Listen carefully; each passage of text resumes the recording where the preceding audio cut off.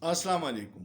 Islamabad high court के मिजाज को देखते हुए लगता है कि जजों ने आइन और कानून का साथ देने का फैसला किया है और वो गैर जमहूरी क़ुव्वतों के सामने डट गई हैं।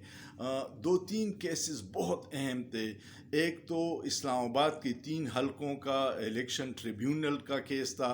एक लापता कश्मीरी शायर अहमद फरहाद का केस है।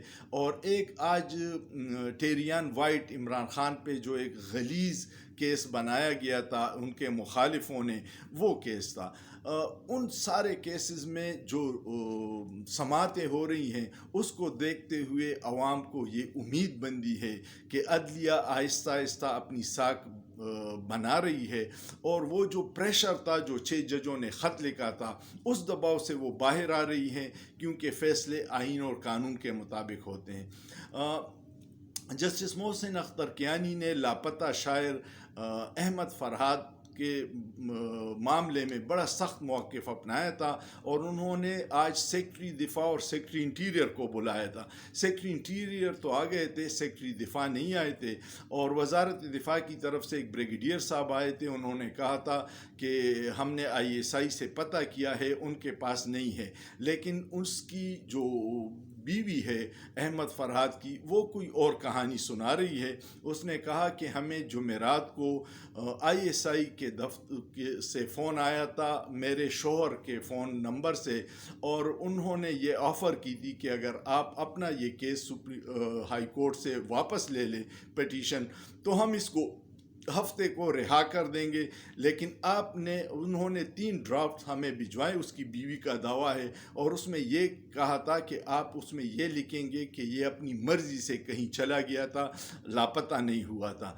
जिसके फिर वो हफ्ते को वापस नहीं आया, तो उन्होंने कहा कि हमारे साथ जो वादा किया गया था उसकी खिलाफ वर्जी हुई, और फिर हमने पीर के रोज़ मेन पटिशन में फ़रीक बन गए थे। आज चीफ जस्टिस आप जस्टिस मोहसिन अख्तर कियानी ने बड़े सख्त रिमार्क्स दिए सेक्टर इंचार्ज के हवाले से कि वो कितना बड़ा अफसर है कि वो आ नहीं सकता या उससे आप बयान नहीं ले सकते। जिसमें फिर अटार्नी जनरल साहब पेश हुए और उन्होंने कहा कि आप ज़रा तहम्मुल से काम लें और हमें मौका दे कि हम जुमे तक अहमद फरहाद का मसला हल कर लेंगे, वो घर आ जाएंगे। तो अब जुमे तक टाइम दिया है। ये बड़ी डेवलपमेंट है, पहले कभी अदालतों में इस तरह नहीं हुआ था। और ये भी उनको कहा कि अब अगर कोई बंदा अगवा हुआ या लापता हुआ तो ये रियासत की नाकामी होगी, और साथ में ये भी कहा कि अगर जुमे तक वो नहीं आया तो ये पूरी रियासत और हुकूमत की नाकामी होगी। दूसरा केस है 3 हलकों का। उसमें जहांगीरी साहब ने बड़ा स्टैंड लिया और इलेक्शन कमीशन और मुस्लिम लीग नून के फ़रार के रास्ते बंद कर दिए।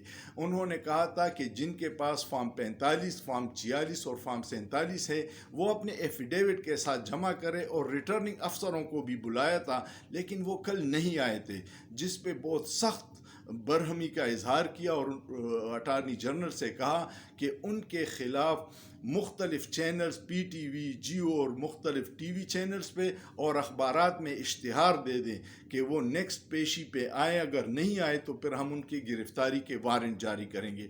और जो 3 उम्मीदवारान थे जीते हुए, उन्होंने भी हाज़िरी नहीं दी और न अपने फॉर्म 45 और 46 और 47 जमा करवाए।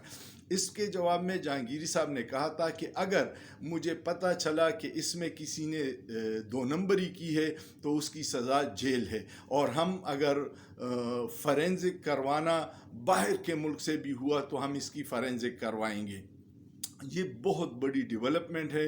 अब वो सारे परेशान हैं, और जो तहरीक इंसाफ और जिन लोगों ने इलेक्शन जिनको हरवाया गया है उसमें TLP है, तहरीक लब्बैक, जुमात इस्लामी और मुस्तफ़ा नवाज़ कोकर, उन्होंने भी अपने एफिडेविट के साथ फॉर्म 45 जमा करवाए हैं।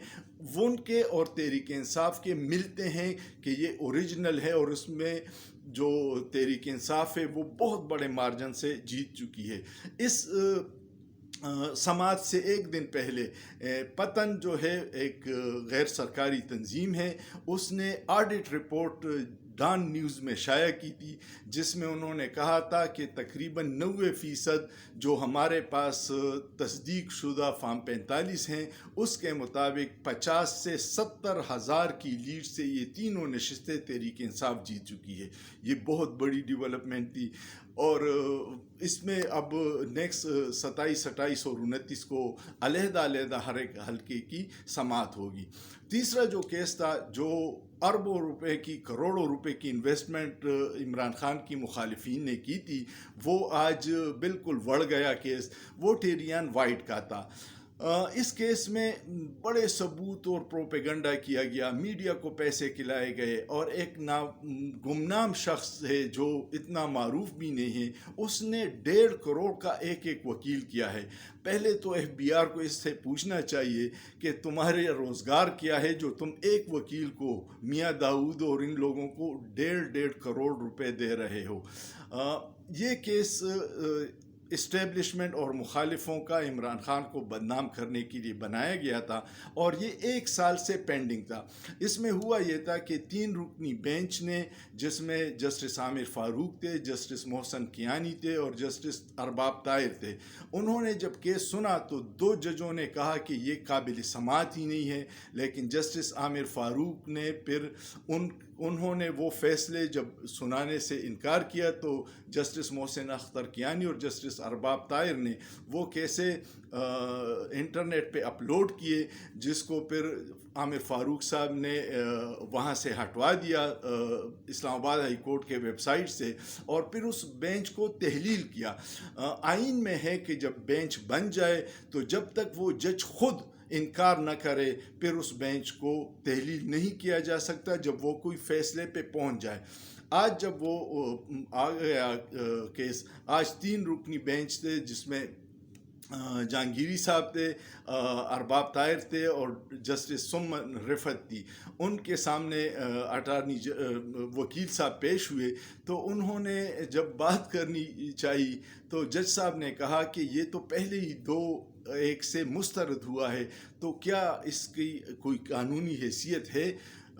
وکیل کے پاس کوئی جواب نہیں تھا، اور اس طرح پھر یہ کیس آج خارج کر دیا، اور ان کی امیدوں پہ پانی پھر گیا، جو یہ چاہتے تھے کہ اس کیس میں عمران خان کو کسی نہ کسی طرح انوالو کر لیں۔ ایک جج اگر آئین اور قانون کے ساتھ کھڑا ہو جائے، صرف ایک جج، ایک بہادر جج، تو غیر جمہوری قوتوں کا راستہ روکا جا سکتا ہے، انسانی حقوق کی خلاف ورزیوں کے بھی روکا جا سکتا ہے، اور جمہوریت کو پٹری پہ ہم ڈال سکتے ہیں۔ لیکن ایک جج اگر آئین اور قانون کی حفاظت کے لیے کھڑا ہو جائے، آپ کا کیا خیال ہے؟ کمنٹ ضرور کیجیے گا، اور سوچئے، سوچنا جرم نہیں ہے۔